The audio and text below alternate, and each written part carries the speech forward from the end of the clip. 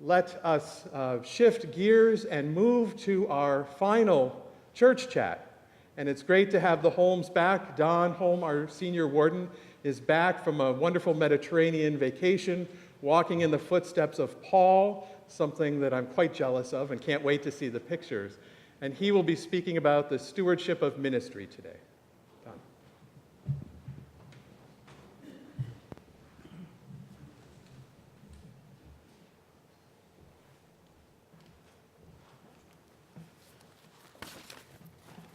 Good morning.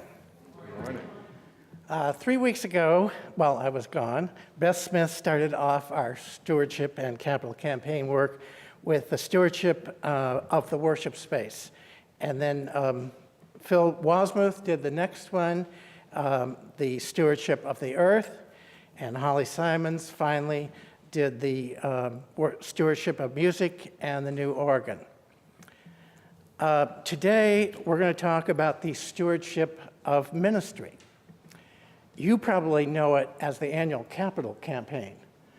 But the reality is that the stewardship campaign is the funding for all of our programming that we do here in the way of all of our staff, as well as taking care of the building and keeping it heated and all that sort of thing. 2/3 of our annual budget is devoted to salaries and benefits for our staff. And the balance goes to building expenses, outreach, and diocese support and office expenses. But what I really want to talk about today is those salaries and the staff that we have. We all know who they are, but Bill is our minister and has had an incredible year. We are so pleased. He has a lot of energy, enthusiasm. He wants to do things, and that's what our church wants to do as well. So Bill is our keystone. Holly, when I was young, there was an organist in the church, or there was a choir director. But Holly is really a minister of music. She generates so much enthusiasm and joy from the congregation. She also supports the choir, encouraging them to sing solos and to do special events. While I was preparing for this, I thought I should hear what the three people, Beth, Phil, and Holly, said. So I went to YouTube and I saw their talks. But in looking through the YouTube on the church, I found just an incredible thing, which was David Knox singing the Lord's Prayer in church. I think it was at Christmas time. But what I was so moved by was that David would have never done that if Holly hadn't encouraged him and supported him. And she does that for everybody, not only choir members, but people like me and people like you, and makes you feel good.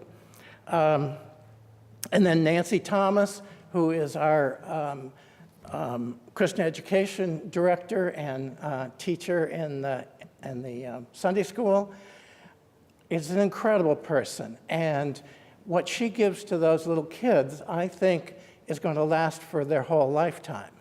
And I've talked to parents of some of the kids in the class, and they say, she's just a wonderful person.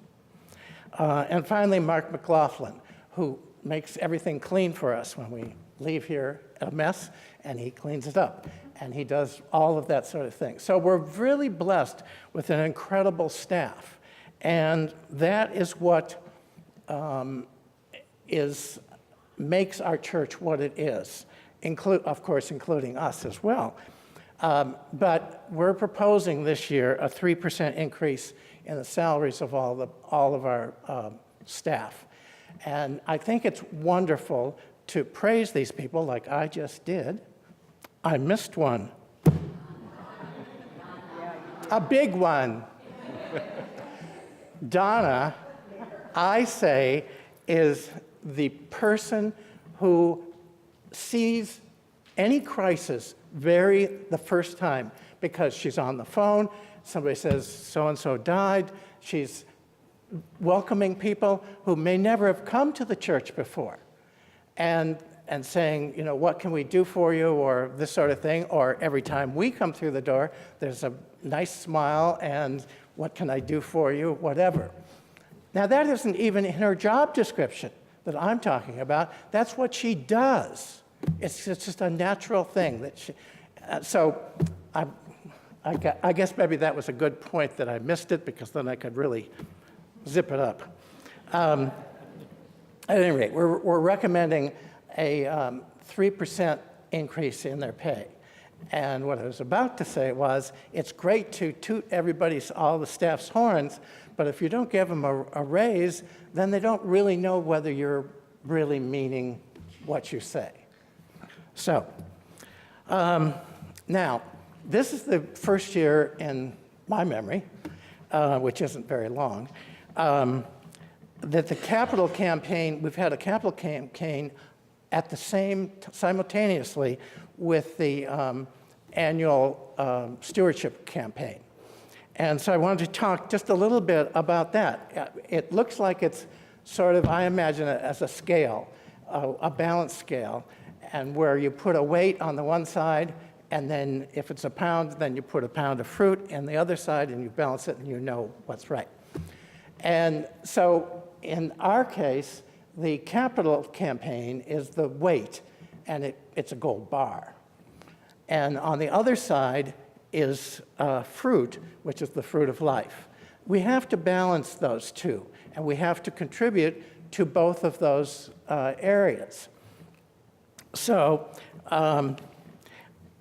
I'm suggesting that for the stewardship campaign, if you can keep your pledge the same, or maybe increase it 2 to 5%, which might help with the salaries and things, then that would be great. But don't choose between one or the other. Both of them are very, very important.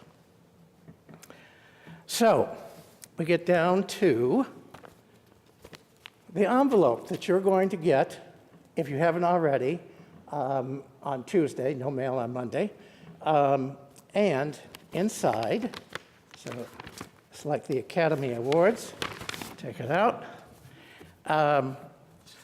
The first thing is a letter that's going to explain to you about the campaign and what's happening, and that we're having one service at 9 o'clock and all that.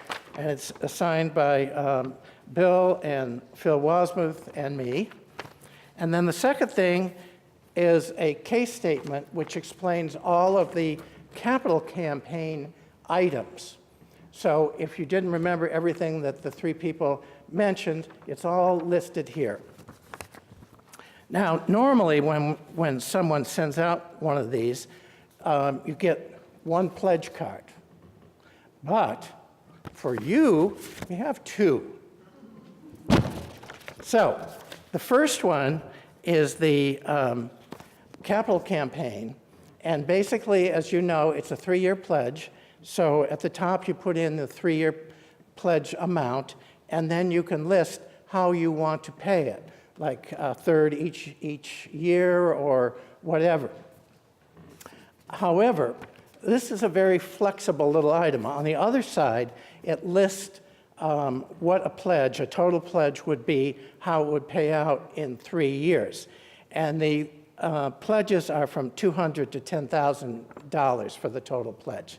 Now, we're not limiting people to $10,000. If you wanted to get more than that, you could. But it just gives you an idea of how much that would actually be. And some people like to look at the big picture, and some people like to look at the little picture. So what I'm suggesting is that if you said, well, you know, I could give $10 a week for the 3 years, well, that's $1,560. That's a good pledge. Or if you said, oh, well, I could do $50 a month, so that's $1,800. So you have to think of the way you like to think about things, whether you want to say, this is what I could do every week or month or whatever.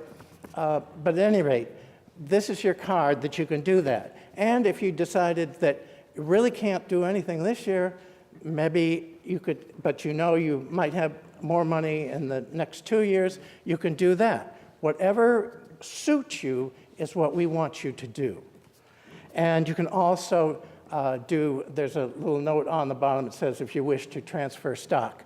So you would just underline that, and when we get it, Beth Smith, the treasurer, will just call you and help you do that. So we're making it very easy for you. So that's the story. However, now I just want to give a little personal message. Sometimes this is hard. In April of this year, our family experienced a lot of things at the same time. Our son, Zach, had a major brain surgery. Our daughter found out on almost the same day that her husband was leaving her and the 2 children, and so they came and lived with us for 10 weeks this summer. And a week after we found those things, Gail's brother died in Ohio of a blood clot. We had never experienced things like this all together. It was almost too much. But we had the church. And we were so enveloped with the love and care and concern of the members of this church. We got cards from lots of people. We even got cards from people we didn't actually even know. But they had heard at church what was happening, and they wanted to share their feelings. So we are not the only people that this is experienced. Everybody has experiences like this and knows that when the times are bad, this church is there for you. And so when Pam Leakey died, people surrounded Harry with love. All sorts of experiences with David Knox. People are caring for him immeasurably. And that's what this church is for me. And so it's very, very important. And my closing comment is that there's a phrase, it is more blessed to give than receive. And I say that it is most blessed to give and receive. Thank you.